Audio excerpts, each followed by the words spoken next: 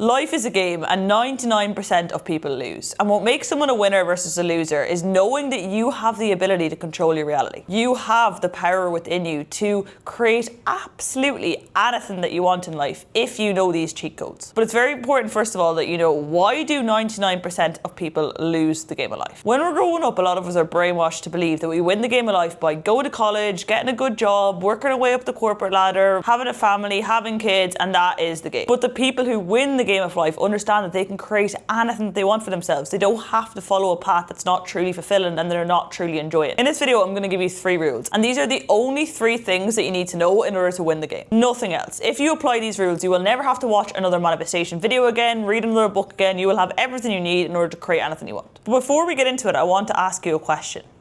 How do you see the world? I just want you to come up with one word. If I was to ask you, what is one word you would use to describe the world, what would that word be? Maybe some of you might have said a battle, maybe some of you might have said a war, maybe some of you might have said full of opportunity. Just take a second, have a little think on it, and come back to me. Before we get into anything else, perception is crucial. How you see the world is how the world will see you. I did this exercise with 15 of my students, and the ones who were making the most sales, getting the absolute best results, said things like opportunity, abundance, awe, and the people who felt very stuck said things like a horrible place, scary, fearful, negative things, because the world is nothing more than a mirror. So if you said anything that you don't want reflected directly back to you for you to experience in your life, you need to change that perception to something more positive. Life is nothing more than a game. That's what it is. It's a game, and there's cheat codes, which I'm going to teach you in this video. And again, if you apply these cheat codes, you're just going to be able to quantum leap and get to where you want to be so much faster, without as much stress, without as much pressure, without as much force, feeling really good on the journey, and so much faster than you would if you were in all those negative frequencies. So rule number 1 is self-mastery. You cannot expect to master reality without first mastering yourself. And this is the problem a lot of people fall into, the trap a lot of people fall into.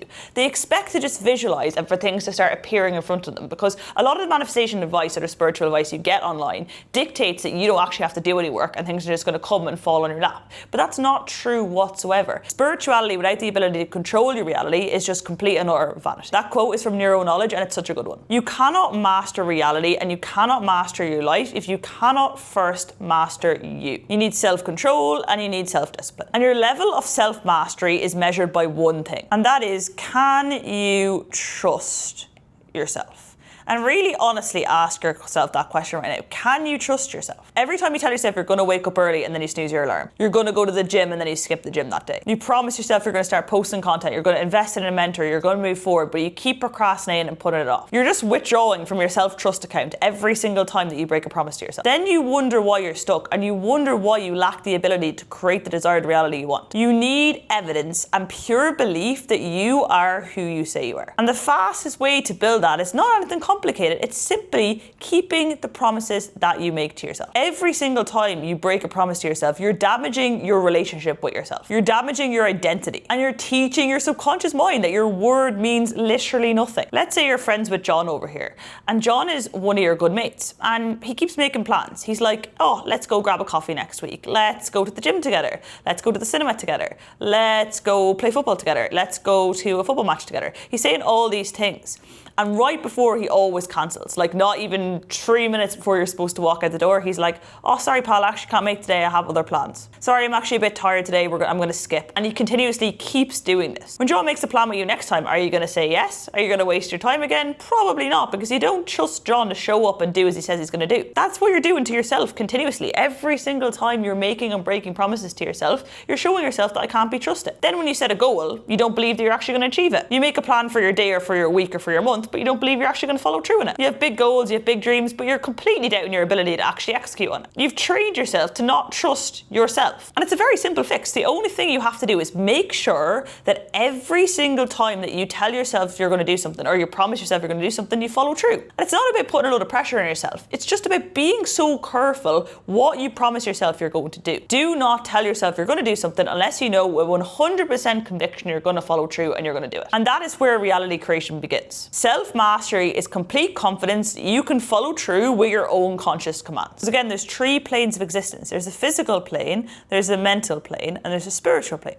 So some really spiritual people, they live up here, and they're like, oh, all I have to do is just feel and embody and everything's going to come to me. And then they wonder why they're stuck, and they wonder why they're broke, and they wonder why they have no money. And there's people who live too much in the mental plane who are just thinking about their thoughts, what they're thinking. Then there's people who are stuck in the physical plane who are just taking action, action, action, and they disregard both of these. But when you can align your identity, your feelings, and your embodiment, your thoughts, and your action, you will get to where you want to go almost instantaneously. A goal that it could take someone else 10 or 15 or 20 years to crack, you can get there in 30 days when you align all of these 3 things together. Rule number 2 is the rule of false truths. So there are no truths in life other than what our subconscious mind accepts to be the truth. You don't see the world as the world is, you see the world as you are. And your personal beliefs will try to convince you that they're facts, and this is so sneaky. They will try to convince you that they're truths. And then it becomes a self-fulfilling prophecy, because once your subconscious mind accepts something as being truth, it will be your truth and it will be the truth for your life, because you'll just keep seeing evidence to validate that truth. And this comes back to a scientific perspective as well, because it's called our reticular activating system, or RAS. If I tell you today to go out and look for all the yellow cars, your mind's going to filter to only see the yellow cars, and it's probably going to ignore the red cars, the black cars, and the other coloured cars. So if you believe that money is easy to earn, you're going to go out and your mind's going to filter all the ways that money is easy to earn. It's going to see opportunities it mightn't have otherwise seen. It's going to see ways to make money, new business ideas. It's going to be filtered to showcase you back that money is very easy to earn. If you hold the belief money is very hard to earn, you're going to not see those opportunities you would have otherwise seen if you believed money was easy to earn. Your brain is literally going to filter those out. They could be literally right in front of your face, but your brain will filter them out to prove your ego right. And beliefs are so dangerous because every human loves being right. We love being correct. It gives us dopamine, it gives us a sense of feeling good about ourselves, even if it leads to us actually making our lives worse. And you see this all the time in romantic relationships. 2 people get into an argument, and it might be over something so small, but it blows completely out of proportion, and it keeps going and going and going, and eventually they're arguing over who's right or who's wrong. Even if it means destroying a relationship, the ego just wants to be right, even if it comes at the cost of destroying a relationship. And it was just over something so simple that could have been resolved so easily. Your need to be right is sabotaging your happiness and your peace. If your beliefs and your perception of the world is not contributing to help you create the life you want or help you fulfill the goals you're trying to achieve, it's controlling you. They're controlling you. And I love this analogy of 2 sons. So there's 2 sons, Paul and John. And the dad sends both the sons out into the world on their 18th birthday. He tells Paul, oh, Paul, the world's a horrible place. You're going to have to earn everything. It's very hard. You're going to have to graft. It's a dangerous place. Be careful. And then he sends Paul out into the world. Then he tells John, John, the world is full of opportunity. It's so easy to succeed. It's so easy to make money. Go on there now. You're going to absolutely thrive. 10 years later, both the sons come back to the dad and they say, Dad, you were exactly right. Whether you believe the world is an unfair and horrible place to be, or whether you believe the world is full of opportunity and abundance, you're right. Whatever your subconscious mind believes to be the truth will be reflected back to you every single day of your life. If you believe that you're confident, you're capable, you're worthy, your subconscious mind will guide your thoughts, your emotions, and your actions to reflect that back to you. If you believe you're not good enough, you're unlucky, and you're destined to struggle, your subconscious mind will reflect that back to you. Think of your subconscious mind like a GPS. If you type the wrong destination into the GPS, it will guide you there. The GPS doesn't care whether the destination is good, whether the destination is bad. It is just doing its job and directing you to where you've programmed it to tell you where to go. Your subconscious mind works the exact same way. Another example is if your subconscious mind believes that people don't like you, you'll probably become nervous when you're around other people. You'll probably avoid interactions. You'll probably overthink when you're in the presence of other people. You'll probably notice every small sign that someone's off, their energy's off, they're rejecting you. And eventually you'll probably experience loneliness, which seems to prove that your belief was correct. On the contrary, if you're someone who believes that people love being around you, you're magnetic, you're so abundant, you're good vibes. When you're around people, you're going to be very relaxed, you're going to be open, you're going to be confident, you're going to be yourself. You're going to notice the positive response you're getting off others, and you're naturally going to build stronger relationships and have such stronger connections. In both cases, the person's belief created their experience. And the exact same happens with money as well. People might believe that people with money are greedy. They might believe that earning money is very hard. They might believe that that would never be possible for me, whatever it may be. Any of these beliefs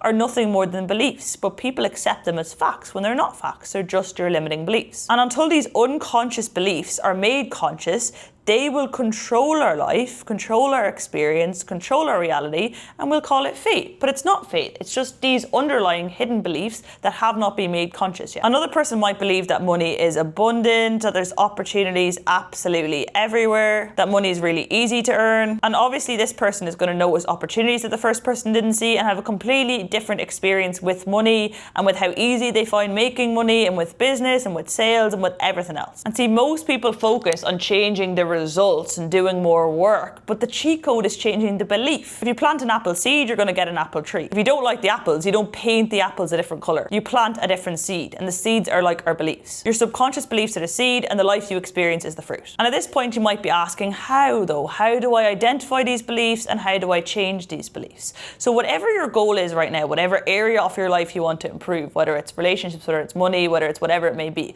I want you to write down the relationship. So we'll just say business is your ideal.